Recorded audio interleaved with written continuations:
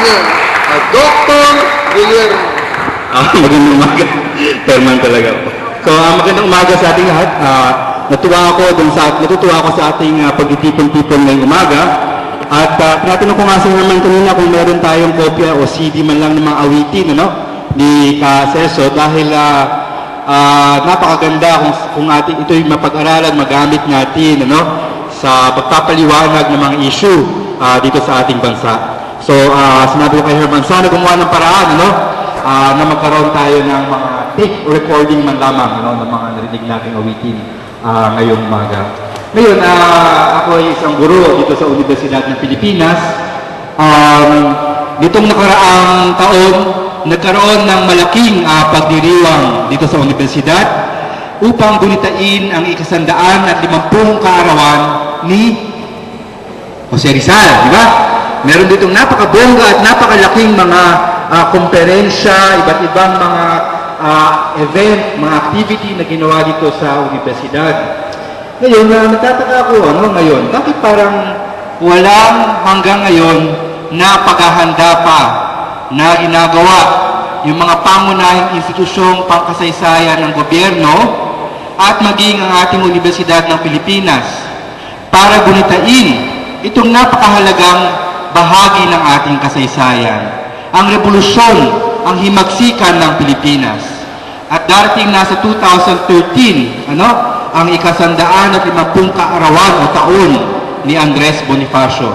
Kaya kinakailangan lamang, na tayo ay magkaroon din ng paghahanda.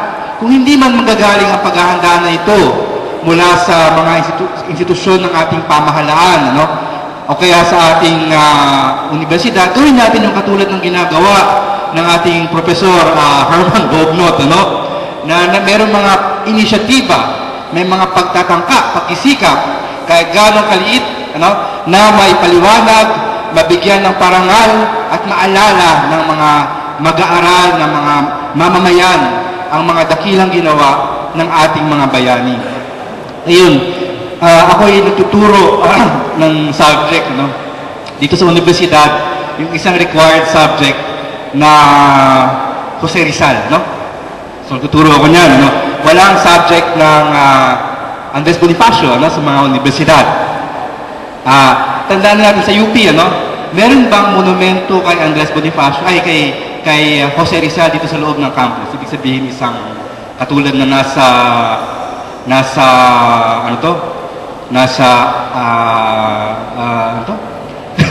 ko tuloy. Nasa yan? Park? Yung Luneta, nasa Luneta, sorry. Yung nasa Luneta, di ba, meron doon malaking monumento kay Rizal. Dito ba sa UP, meron ba tayong ganon? Wala naman tayong nakikita ang ganon. Ano yung monumento na nakikita natin sa UP? Baka umiikot tayo doon sa jeep. Oblation.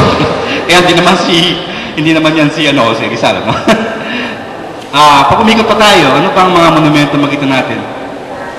Si Andres Bonifacio, So si Andres Bonifacio ay merong talagang may pagpapahalaga, sa kasaysayan ng UP kay Andres Bonifacio, Pero walang subject na itunuturo tungkol kay Andres Bonifacio at sa kanyang mga kasamahan sa himagsikang Pilipino.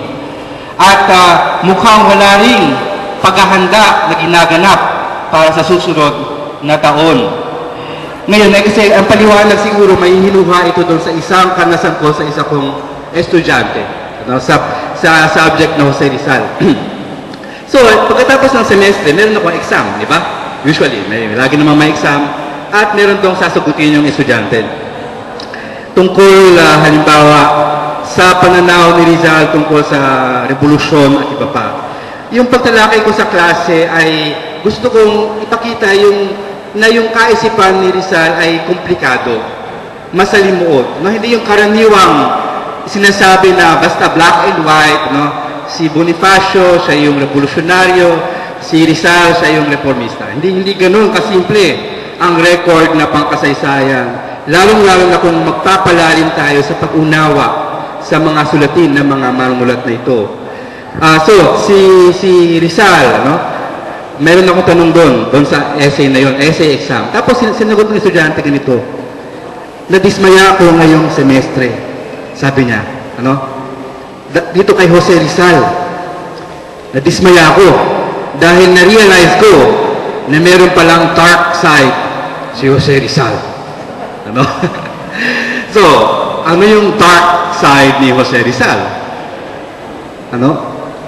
Yung dark side niya ay hindi siya sarado sa revolusyon at paghihimagsik sa Pilipinas. Na hindi siya babad na asimilasyonista lamang o reformista lamang noong mga panahon na yon. Na kapag pinag-aralan natin ng masinsin at seryoso yung kanyang mga sulatin, makikita natin doon yung mga ugat din, ilang mga ugat na pinaghalawan ni Andres Bonifacio ng kanilang sariling pagkilos, pagbangon at sa paghihimagsik. Kaya sabi ng estudyante, nadismaya ako. Ano, hindi niya matanggihan. Meron palang dark side si Jose Rizal. Ngayon, kung gano'n ang pagtingin natin o pagtingin ng mga estudyante dito sa katangiang ito, edi ang magiging pagtingin sa buong himagsikang Pilipino ay isang maitim na pahina ng kasaysayan ng ating bansa. Na ang ating paghihimagsik ay hindi isang makatarungan, mabunga at mapagpalayang pangyayari sa ating kasaysayan, kundi isang madilim na pahina na ating pinagdaanan. Kung magtanong kayo ng mga estudyanteng Amerikano tungkol sa kanilang kasaysayan, sasabihin ba nila, nadidismaya ako, I am dismayed to find out that George Washington has a dark side. Ano? Because he led the American Revolution.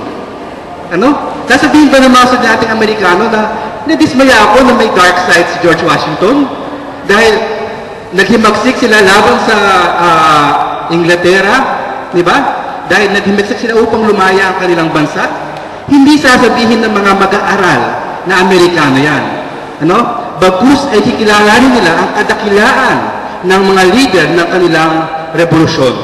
At hindi lang yan sa Amerika, sa Pransya, sa ibang mga bansang Europeo, napakataas ng pagpaparangal nila sa leader ng mga revolusyon nila na namuno, humawak ng armas at pinalaya ang kanilang mga bansa. Ano? Pero sa Pilipinas, dark side daw. Ito ay dahil sa misedukasyon ng mga Pilipino sa ilalim ng mga Amerikano. Yung ating parang children's story style ng pagkwento sa atin ng ating kasaysayan, di ba? Para tayo mga bata, nanay, tatay, sana huwag kayo nag-aaway. Ano? Hindi ganun kasimple ang kasaysayan. Ang kasaysayan ay isang napaka-komplikado, salimuot, at minsan marahas na bagay.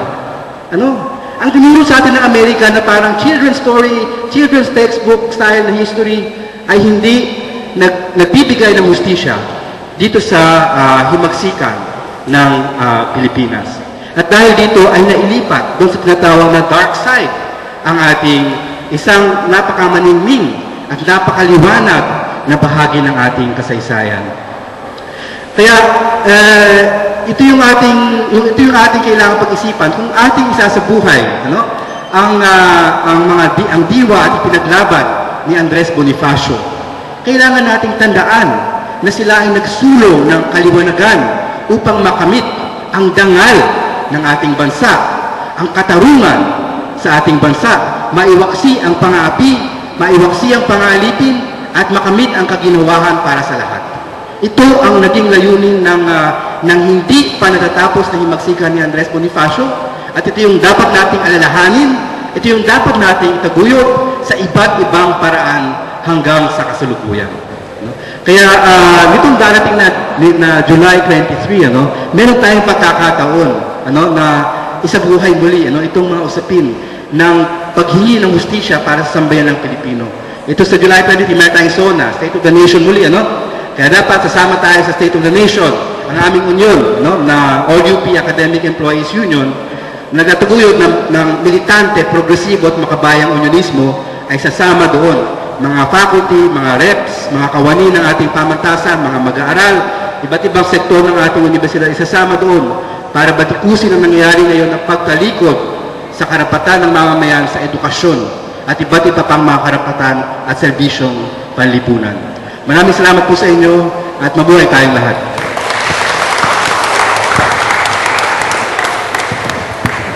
Maraming salamat, Bomen. At tunay na masalimuot ang ating kasaysayan.